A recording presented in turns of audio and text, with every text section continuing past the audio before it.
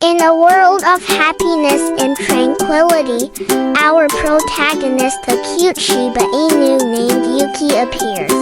Its small and delicate body looks somewhat surprised and anxious, as if it has experienced something significant.